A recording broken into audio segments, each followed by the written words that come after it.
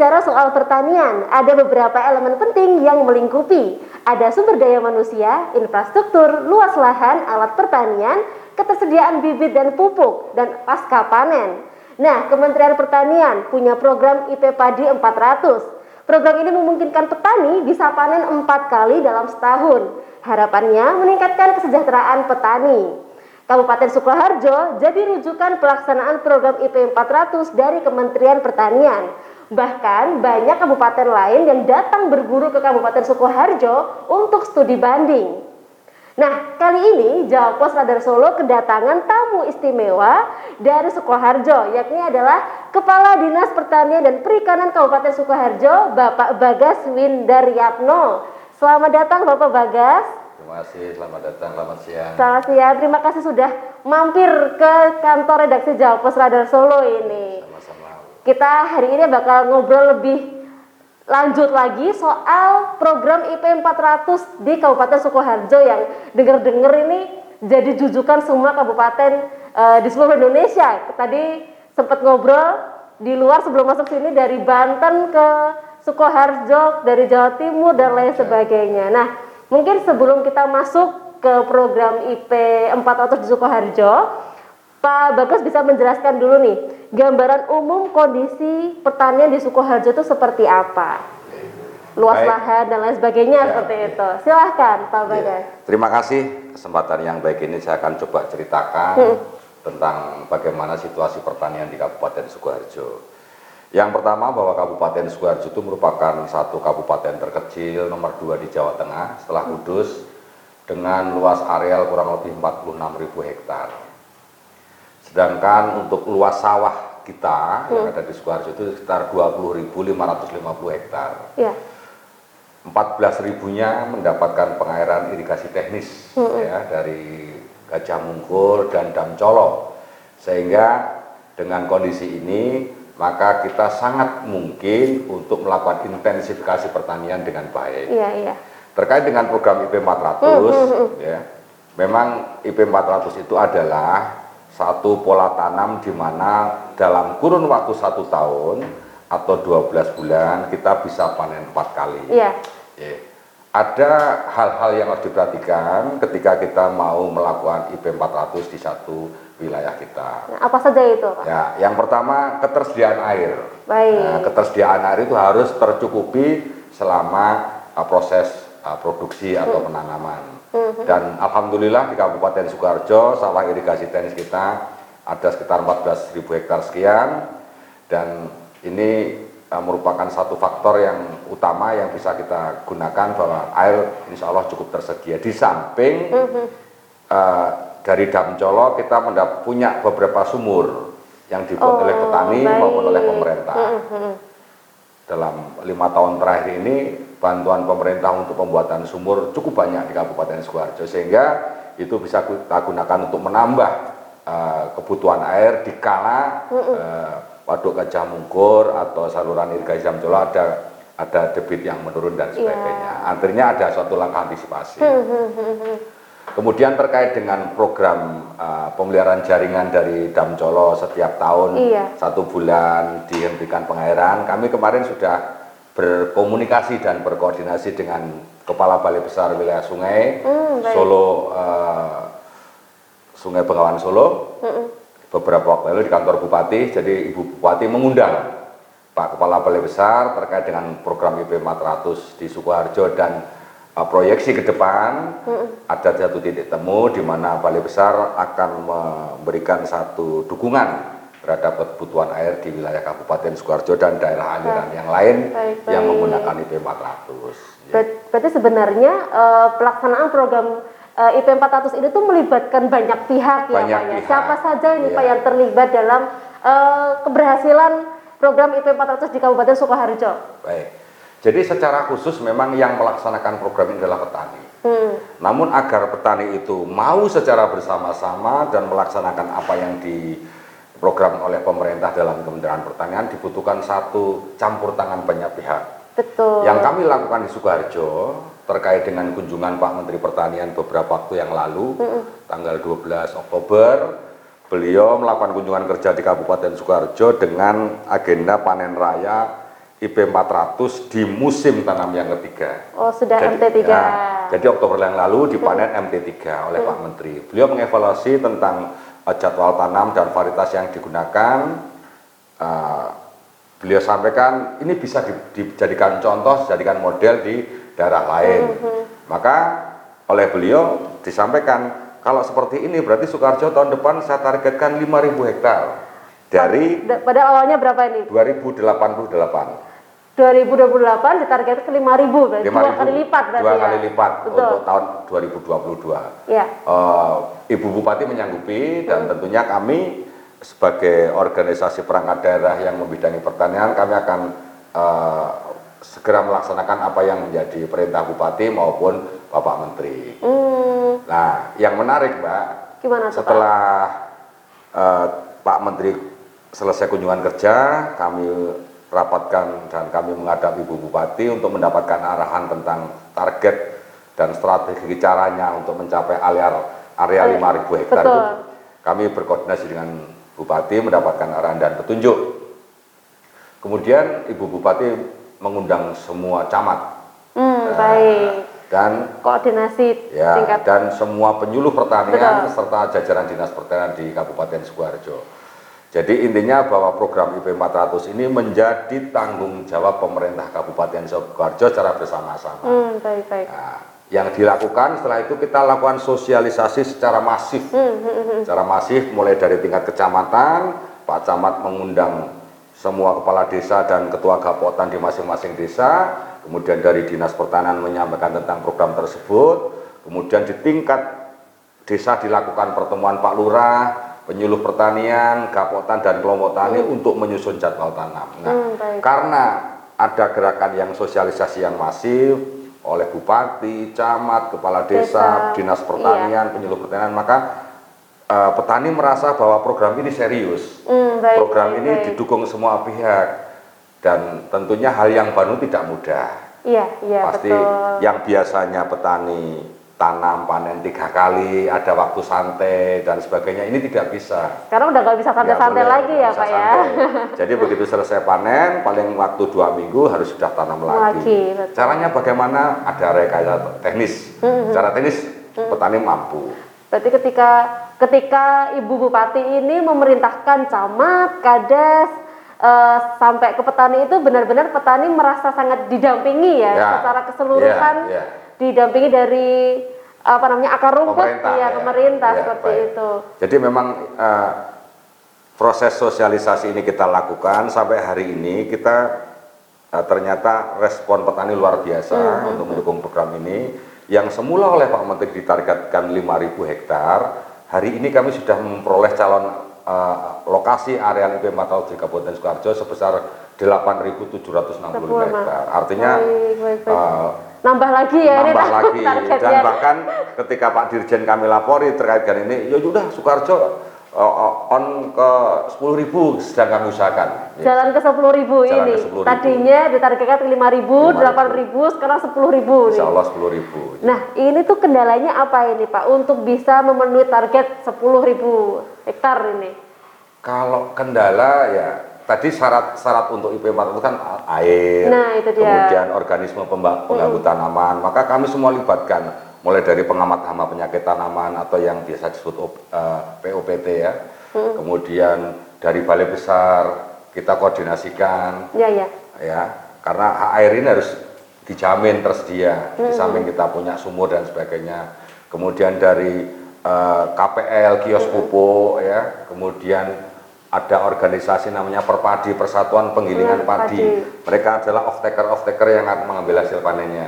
Kemudian di samping itu di Gapotan kita kan ada juga BUMP, Badan Usaha Milik Petani.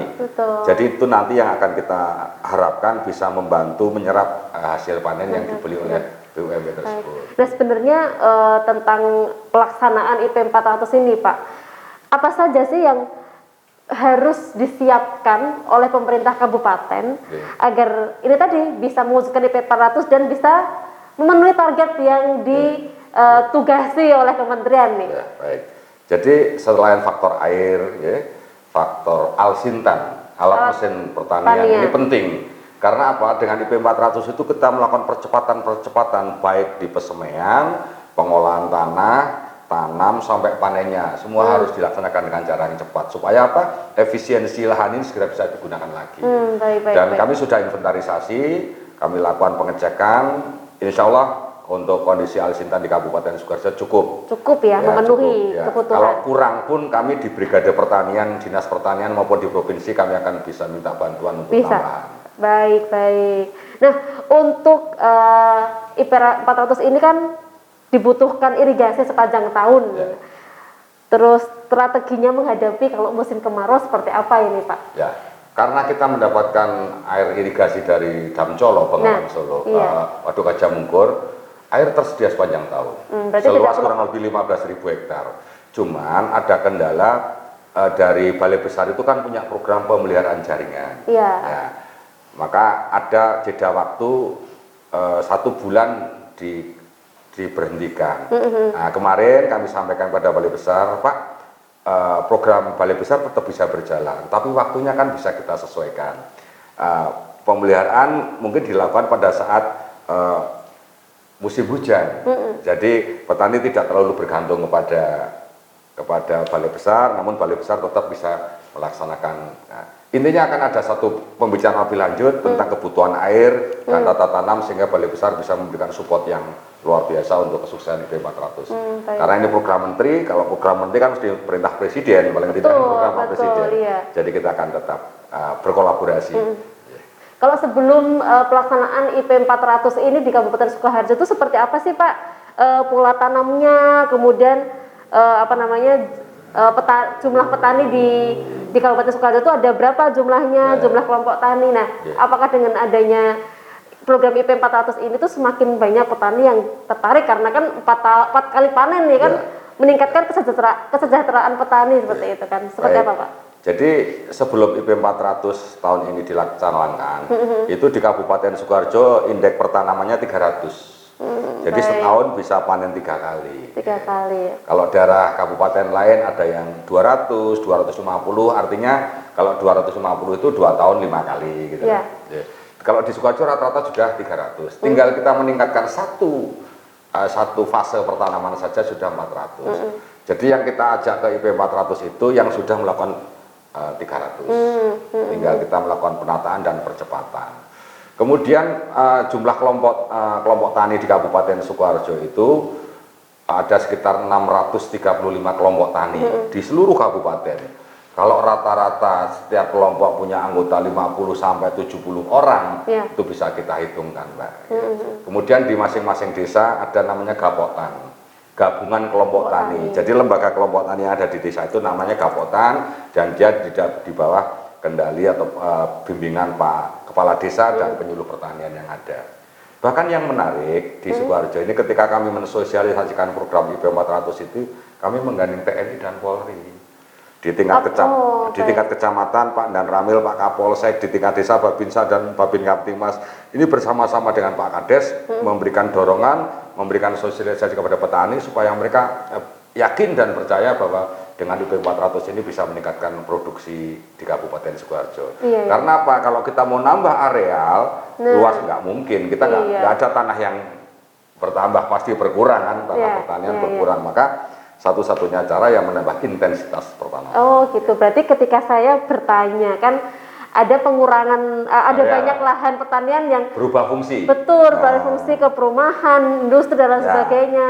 Berarti untuk solusinya bisa meningkatkan luas tanamnya itu tidak mungkin ya. Berarti mungkin. intensitas tanamannya yang tadinya ditanami dan panen 3 kali, sekarang ditanami dan panen 4 kali. Bahkan saya kemarin ada tamu dari kementerian juga ke Sukoharjo, selain beliau melakukan monitoring evaluasi, bercerita bahwa di negara Eropa sana, di Norwegia, itu dalam satu areal sawah itu bisa panen 7 kali. 7 kali itu dalam setahun? 1 tahun. Caranya bagaimana? Pada proses vegetatif, dia di luar persawahan. Begitu fase regeneratif dan mengisi bulir nasinya, dia ada di lahan. Jadi efisiensi lahan bisa digunakan di luar dan di dalam. Jadi kami sih optimis saja lah bahwa program pemerintah pasti baik. Dan kalau secara hitungan kami teknis bisa, ya kita coba. Dan ternyata 2000 hektar tahun ini kami bisa jalan. Dan ketika 2000 hektar ini kami ceritakan pada teman-teman, testimoni semua pelaksana kelompok, dan ini menjadi materi sosialisasi kita di 2022, dan mereka tertarik. Bahkan sekarang yang lebih menarik, kepala desa itu menjadi motor. Oh, jadi motivasi. Motivator ya, juga. Motivator buat petani-petani di desa-desa. Bersama penyuluh, kepala desa menjadi motivator supaya, dan alhamdulillah karena Pak Lurah turun tangan, penyuluh mendampingi Pak Kades ini luar biasa. Mudah-mudahan lah dengan bersama-sama mulai Ibu Bupati, Kepala Dinas, kemudian semua camat, semua kepala desa bersinergi bersama, saya yakin bisa berjalan. Nah, agar apa namanya program keberhasilan IP 400 ini bisa ditiru oleh kabupaten lain, khususnya di Solo Raya ya Pak Bagas. Nah, seperti apa sih Pak untuk bisa, kan lahan perkotaan kan sekarang makin sempit ya Pak ya, untuk bisa melaksanakan IP 400 dengan berhasil di lahan yang semakin sempit itu seperti apa nih Pak? Biar seperti Kabupaten Sukoharjo ini. Sebenarnya IP 400 itu diawali dari Sragen, dari Kabupaten Sragen. Namun masih dalam satu skop luasan yang tidak terlalu luas, misalkan 50 hektar. Dan karena ini sekarang sudah menjadi perintah Pak Menteri, maka semua daerah diberikan satu target areal minimal 1000 hektar setiap kabupaten kota. Nah, ketika Pak Menteri menyampaikan, coba tanya di Sukoharjo ceritanya gimana kok bisa sekian CPCL-nya, lokasinya. Kita sharing sebenarnya. Bisa sampai sharing 5.000. Saya ceritakan kalau kita Dinas Pertanian bekerja sendiri tidak bisa. Untuk memberikan motivasi, untuk meyakinkan tidak bisa. Maka kita harus berkolaborasi, gandeng semua unsur yang ada, stakeholder yang ada untuk bersama-sama dengan kita. Katakanlah kalau dalam situasi darurat lah, kita bentuk satu operasi khusus tentang IP 400. Secara operasionalnya kami lakukan itu, kami mendapatkan dukungan dan support Bupati, didukung semua camat, semua kepala desa, gapotan, sarana produksi dan sebagainya. Jadi intinya kolaborasi, bekerja sama, kunci bisa melaksanakan IP 400. Intinya adalah di sinergi antar stakeholder itu tadi ya. Agar petani juga yakin ini bahwa ini tuh program yang serius. Ini serius, tidak hanya sekedar dari Dinas Pertanian penyuluhan dan sebagainya, tapi ternyata semua pihak kok mendorong. Dan satu hal kita harus yakin bahwa itu bisa. Baik. Tadi Pak Bagas sempat menyinggung soal SDM SDM kayak petani seperti itu. Mungkin kan petani agak kesulitan ya menerima inovasi baru seperti ini, program baru. Nah, caranya biar petani-petani ini tuh mau terbuka, mau menerima selain dari motivator dari kepala desa itu seperti apa Pak? Ya, jadi memang ada satu filosofi kami di dalam penyuluhan. Petani itu punya sifat, punya karakter seeing is believing. Seeing is believing. Harus lihat dulu untuk percaya. Bagaimana kita mau memberikan kepercayaan? Teman-teman kami kelompok tani yang sudah melaksanakan IP 400 dan sekarang sudah MT keempat, nanti Desember ya Pak?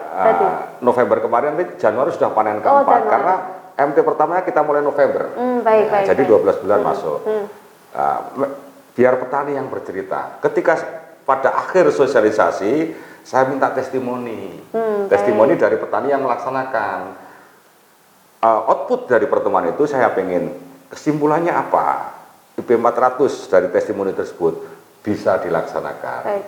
Dia melihat, mendengarkan, insya Allah petani percaya.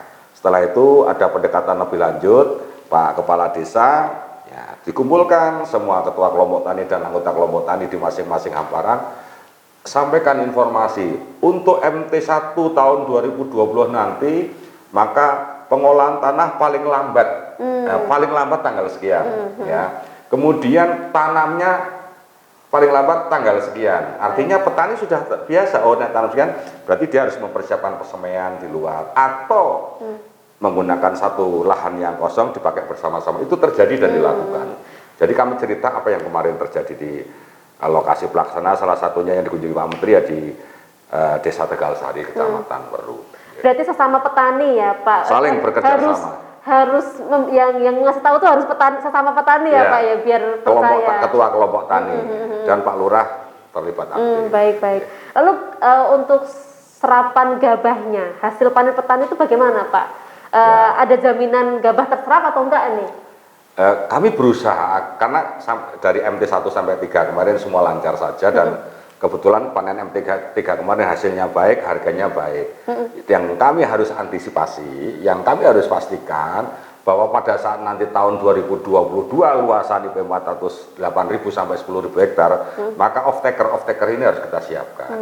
Ya, salah satunya ya Badan Usaha Milik Petani, kemudian Persatuan Penggilingan Padi, kemudian kita juga menggandeng mitra-mitra swasta, ada koperasi yang bergerak dalam itu. Kami komunikasikan sehingga pada saatnya nanti mereka sudah tahu bahwa ada produksi yang bisa diambil. Gitu. Berarti kan seperti yang saya bicara di awal tadi bahwa elemen penting pertanian kan ada banyak gitu. Salah satunya pasca panen tadi. Pasca panennya baik. yang menerima produk. Baik. Terakhir Pak, 2022 targetnya seperti apa nih Pak Dinas Pertanian Sukoharjo kaitannya dengan IP 400 ini, dan upayanya seperti apa? Kalau target kami akan sesuaikan dengan apa yang menjadi perintah dari Pak Menteri, yaitu seluas 10.000 hektar. Kami berusaha untuk bisa memenuhi target areal 10.000 hektar yang benar-benar bisa melaksanakan IP 400. Artinya apa? Kalau itu dilakukan, maka ada 4 kali panen produksi di Kabupaten Sukoharjo, dan pasti ini satu tambahan produksi yang luar biasa. Itu yang pertama. Yang kedua, kami tidak ingin hanya petani bisa panennya baik tapi hasilnya nggak baik. Kami akan komunikasikan dengan berbagai stakeholder terkait dengan pasca panen supaya apa, produksi nanti bisa terserap dengan baik, harganya juga berpihak pada petani. Kemudian langkah-langkah yang kami lakukan, upayanya kami dengan Bupati sudah melaporkan tentang perkembangan, kemudian Ibu Bupati selalu memantau perkembangan itu, dan bahkan Ibu sering ngecek kepada Pak Camat, kepada Pak Lurah bagaimana perkembangan IP 400, itu ditanyakan. Sehingga Pak Camat, Pak Lurah secara otomatis ikut proaktif. Kemudian yang selanjutnya, kami bulan Januari nanti saya akan apelkan semua alat mesin pertanian yang dimiliki oleh kelompok. Awal Januari nanti. Awal Januari sehingga kami bisa tahu berapa alsintan kita yang dalam posisi on ya. Kemudian berapa yang perlu perbaikan dan bagaimana nanti pengaturan ketika semua membutuhkan. Baik. Kemudian yang kedua, saya sudah berkoordinasi bersama Ibu Bupati dengan Balai Besar ketersediaan air. Kemudian kita sediakan persiapan benih unggul Super Genja yang umur 70 hari, 80 hari panen. Ya, supaya apa? Ketika nanti bantuan dari pemerintah datang tidak mencukupi, kami sudah punya. Saya sudah siapkan 5 ton benih label putih. Benih label putih itu kalau kita tanam, kita tangkarkan, hasilnya nanti untuk benih lagi. Benih dasar ya. Kami sudah sampai seperti itu. Kemudian yang lain, kami coba mekanisasi pertanian ini untuk percepatan. Saya gunakan drone untuk melakukan penyemprotan. Baik, jadi teknologinya dipakai ya Pak ya? Karena dengan drone akan lebih cepat melakukan pemupukan dan penyemprotan, pemberantasan hama penyakit. Kalau terjadi serangan hama lebih murah, karena sewanya lebih murah. Yang ketiga lebih cepat. Gitu. Baik. Jadi terakhir nih Pak, karena kita bahas drone tadi, berarti kalau di Sukoharjo sendiri pertanian juga udah modernisasi. Udah modern ya, udah pakai teknologi dah. Berarti bahkan sekarang ini Mbak, kita sudah kenalkan pada petani ada marketplace. Kami bekerja sama dengan PT Agri Pintar Asia, marketplace. Petani sekarang bisa pesan kebutuhan pupuk, kebutuhan obat, itu bisa menggunakan marketplace itu khusus ya Pak? Ya, khusus untuk pertanian. Dan itu nanti sistemnya COD. Gitu. Barang datang sesuai pesanan baru dibayar.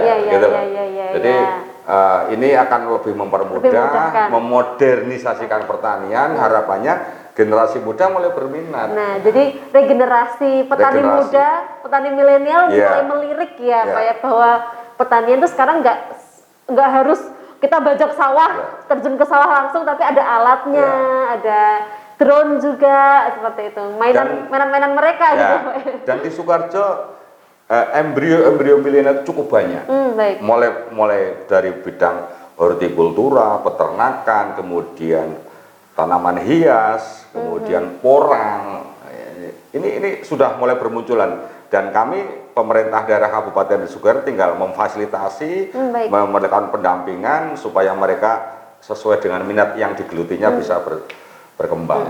Baik, berarti poinnya adalah Kabupaten Sukoharjo itu tidak perlu khawatir kehabisan petani ya Pak ya? Insya Allah. Karena regenerasinya sudah muncul ini sudah sekarang. Muncul, ya. Baik. Dan kami akan mulai deklarasikan petani-petani milenial di kecamatan.